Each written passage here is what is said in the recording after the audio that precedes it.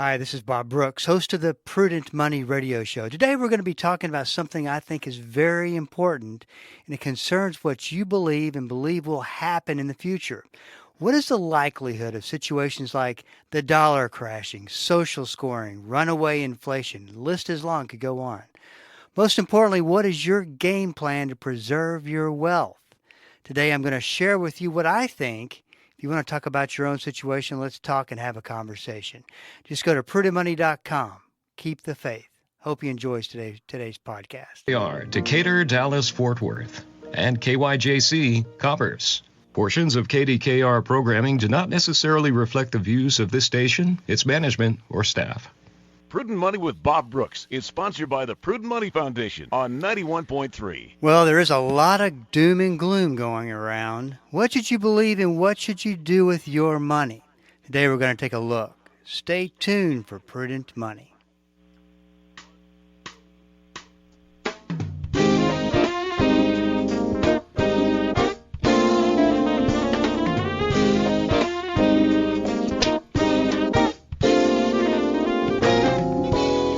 Good afternoon. This is Bob Brooks, and you are listening to the Prudent Money Radio Show. Thank you so much for joining me today. You know I do appreciate it. If you got a question for me, please go to the website at www.prudentmoney.com. That's where you can send that question in. I will answer it and get you an answer back. If you're in a situation where, one couple of email returns won't do it, it's a little bit more of a complex situation, a lot of moving parts. Hey, just go to my calendar there on the site and block us some time, and I'll give you a call and we'll talk about it and get you an answer. Lots of ways to get information, but it all starts at prudentmoney.com. Well, I got to tell you something. I've had a lot of conversations over the past 3 or 4 weeks about what I like to call gloom and doom, and that is the unthinkable happening, a dollar crashing, stock market crashing, banks going out of business, and all of these types of things that could happen. I want to give you something to consider today. It's what we always talk about, and I think it's extremely important from a stewardship standpoint to get to the other side of the story. I couldn't tell you really why that there's just certain times of the year, certain times of the calendar, whatever, that the sensationalized conspiracy theories get going. It was interesting. I was doing a little bit of research on this and found that there's really 3 big influencers when it comes to the sensationalism of conspiracy theories and things that could happen and things that are going to happen. And what's interesting is that these influencers bring it to you and present it to you almost like the gospel in a big tent, like a revival, transform America. And some will be very predicting and forecasting what's going to happen. And they're so sure, not an opinion, but this is the authority telling you this is what's going to happen. And worst case scenario creates a lot of anxiety. Even worse than that, people might make decisions based on this over-sensationalized information. Now, I'm not here today to say whoever is saying the dollar's going to crash, as a good example. I'm not here to cast judgment on that and say, oh, you're wrong or you're right or anything like that. Because the bottom line is it's all an opinion as to what's going to happen. And really, if you think about it, everything has a probability of happening. Maybe it's a low probability, but it's still a probability of happening. But one thing that I have found very consistent with this message of gloom and doom and this message of going out and doing things like buying gold. We're going to talk about that today. Is that these sensationalized stories and sensationalized forecasts are spread by people who want to sell you the solution. And there's nothing better to sell in a solution than the creation of fear. Now, here's the problem with today, is that it's so easy to create fear because really it's very believable. And I was just thinking, when's the last time that we really got a good dose of this type of fear marketing? And it was really back during the financial crisis. There was all kinds of stories and things that were going on.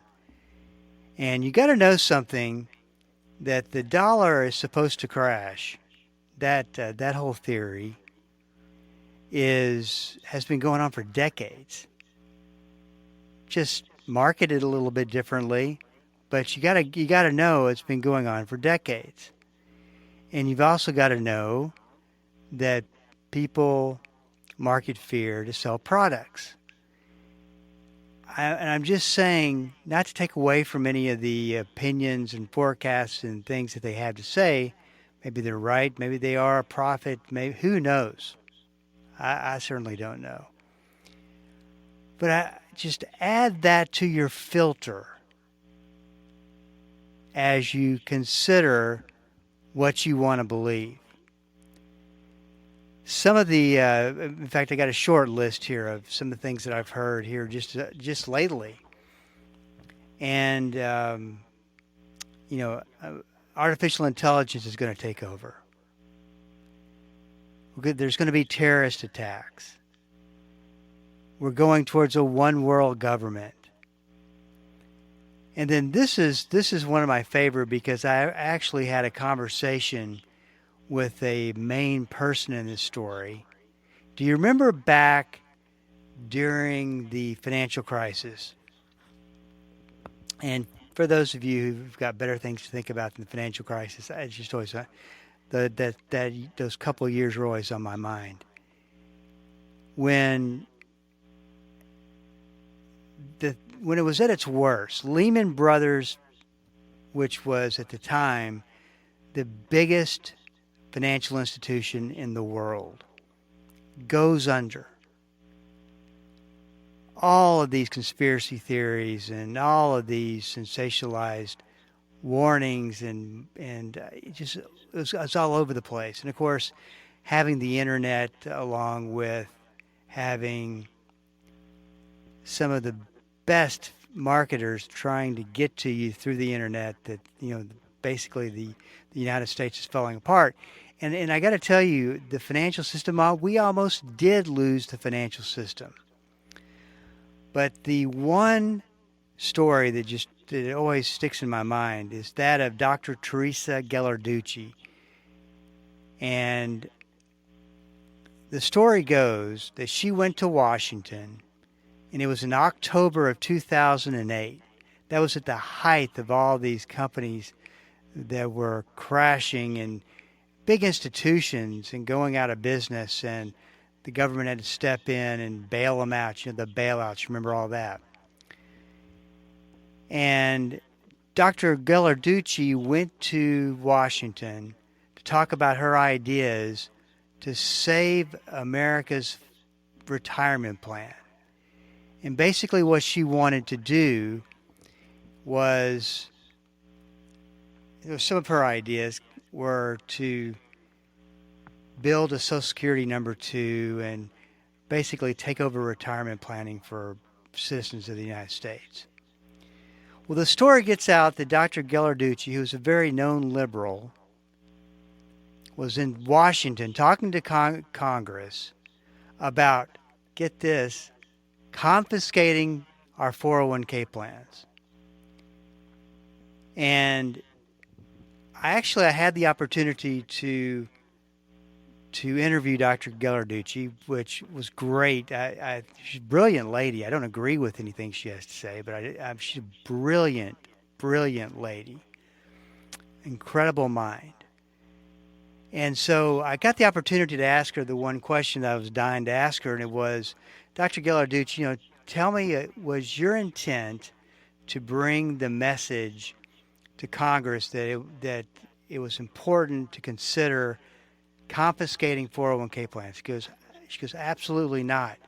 That was never my intent. I never even said those words. But that rumor got going really fast. And the truth is that she talked to about, 5 or 6 different members of Congress. That was it. And there was I can't remember which magazine it was. Maybe it was on the cover of Time. She had a picture of her and called her the most dangerous woman in America. Because she went to Washington in the height of the crisis and had talked to about retirement, some liberal ideas, of course, about retirement.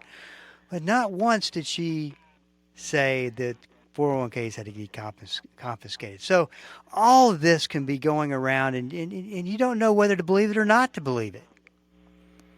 So we're going to take, in fact, this next half here, because we're getting close to the break, we're going to take this next half and kind of compartmentalize all this. Add a few things to the filter. And most importantly, tell you very simply what you need to do with your money at this time. Not give advice, just talk about what that looks like. And make sure that you've got any of the fear and the speculation under control, because that's not what God wants from us, is just to fear things. So we'll be talking about that. If you've got a question, go to the website, www.prudentmoney.com, and send that question in, and we'll get you taken care of. That's all at the website, www.prudentmoney.com. I thought we were up against the break, and maybe we're not up against a break. Maybe we're not having one today. So I just realized I didn't bring my computer into the radio room. So if Chris, if you need to get, text me something if you need me to know about anything. So let's talk a little bit. And the other one was that I wrote down was social scoring. Boy, if you haven't heard about that, Chuck Bentley. There we go. There's the break. Hey, we're up against a break. Stick around, and I will be right back.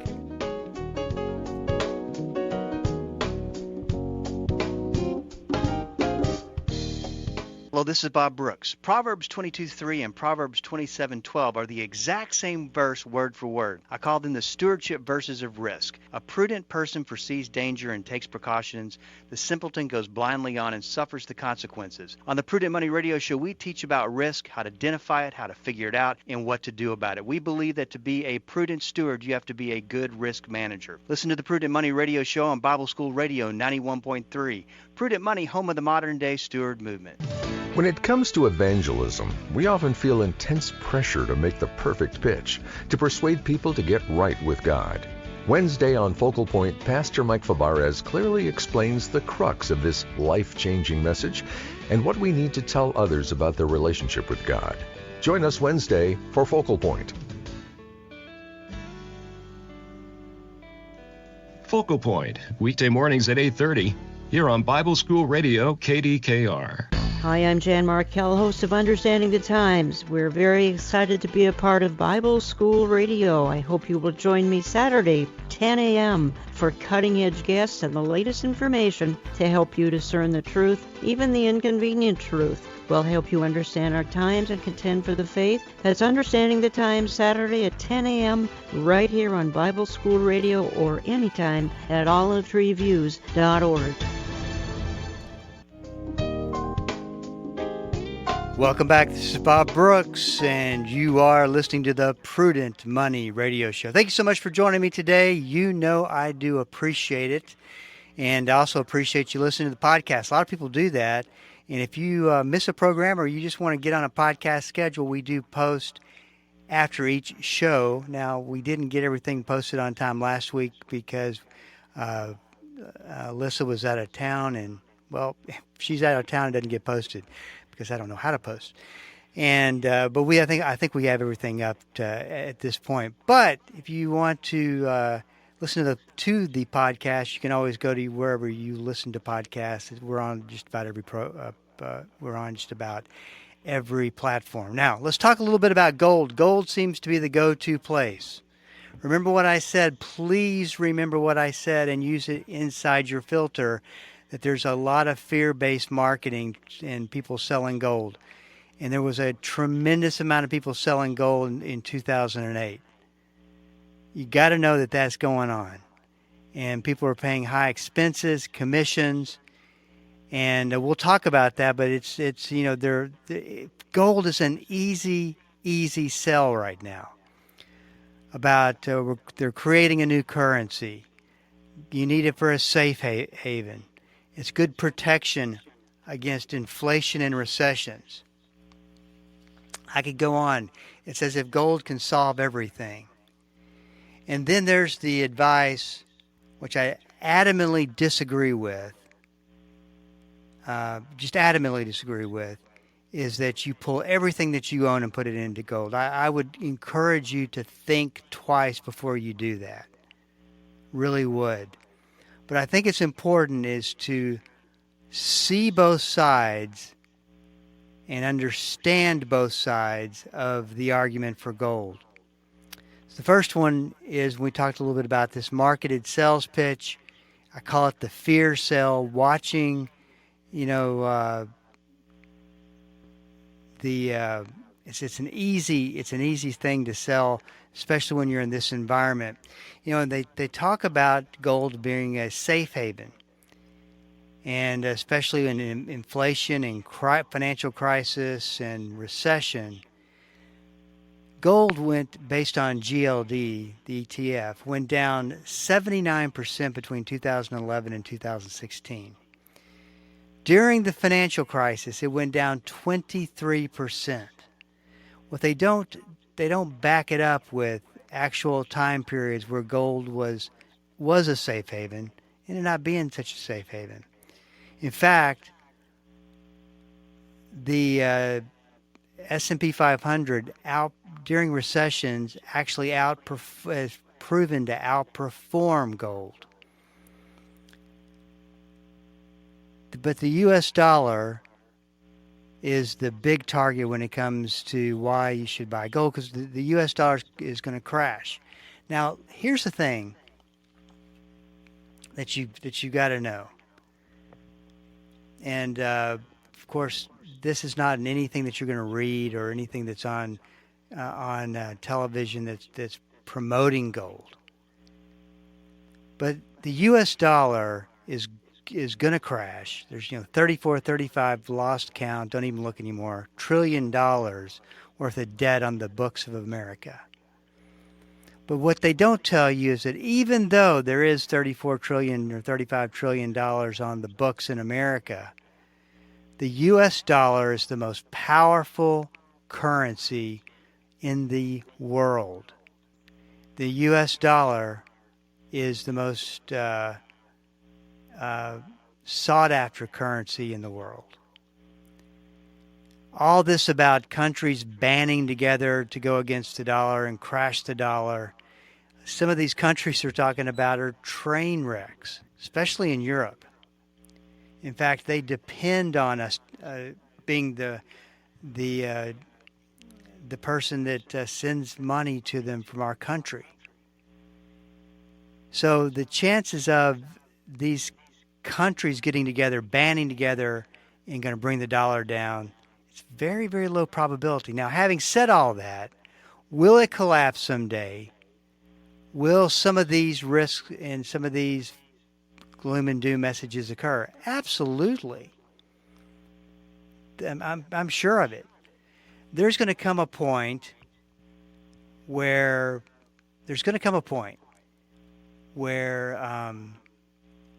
we just can't go on being irresponsible like we are today. In fact, I would suggest we've already passed that point on the game board, and we're, I don't know what we're headed for. But the conversation about the national debt during an election season is not even mentioned, which just blows me away. For all the many, many years I've followed the national debt, it's barely even talked about today. But yes, it'll happen at some point. I don't think that it's going to anytime soon. Because here's the reality of it. And this, please consider this as you think about any of these things happening. There's a lot of things that have got to happen, that have got to occur, and this country's got to deteriorate rapidly. I know you might think, well, if it's deteriorating rapidly right now, I mean more so that we are way down the road of socialism, and we're practicing socialism, and you can't see the difference between us and any European countries. We're not there yet. We haven't created an environment where not political leaders, but political, I don't want to use the word dictators, but people in charge. We're not in the environment to where they can take over things. I guess that's the best way to say it. And support these changes. So just keep that in mind. Now, that could happen within 5 days, 10 days, 20 days, or 20, 30, 40, 50 years. But just kind of keep that in mind as you hear the notion of gold being the thing that you've got to buy to save yourself and to protect yourself. The thing that you also got to remember too is it's hard to believe that gold's going to be a substitute for currency. You can't split it up. You can't take it and break it for different purchases. I don't know. Just keep a level head when you're looking at gold and considering that as an investment. Now, how to invest in gold? Believe it or not, there's mutual funds that invest in gold. If you want to go that route, if you're going to invest in gold, it's not a bad. I'm not saying that gold is a bad investment by any stretch. I'm just saying keep it within your bounds and the rules that you follow for diversification. 10%, 15% may be invested in gold.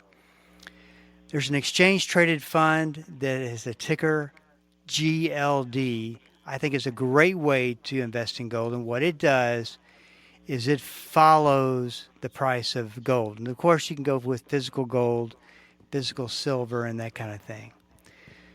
Now, we've got about 3 minutes left. I'm going to hit you with what I think is important. What do you do then to protect yourself? And it's very simple. We talk about it all of the time. You've got to have a strategy that you can switch to. That can be a lot of things, but they're risk protection type strategies. And you'll see that with money management processes and that type of thing. But it's built to help protect your investments. And we're not talking about necessarily doing annuities. There's some annuities that would work great in this situation, and some. In fact, did you know that there's an annuity that the value of that annuity is dictated by the price of gold?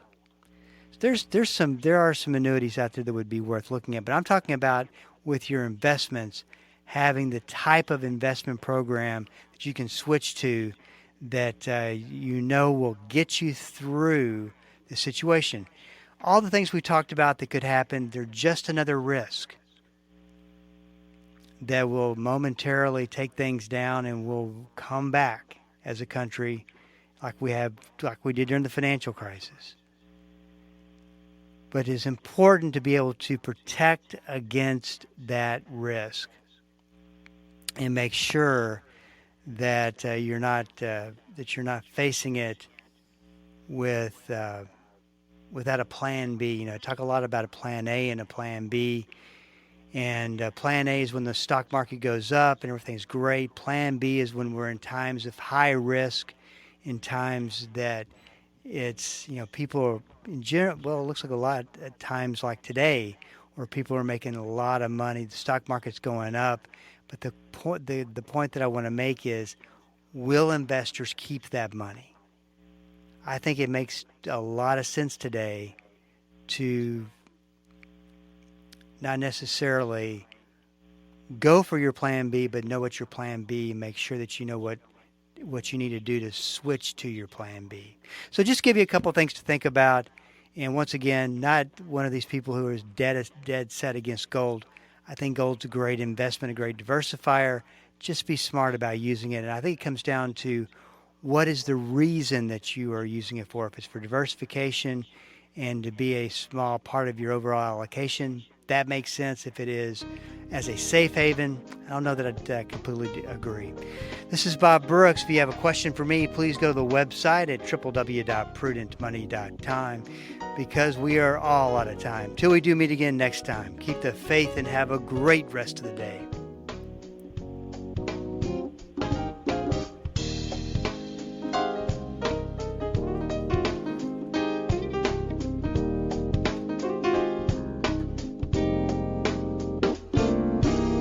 That's all the time we have for today. Questions or comments for Bob, or to find out more great information like what you've just heard, visit www.prudentmoney.com. Be sure to join Bob Brooks again for the next edition of Prudent Money.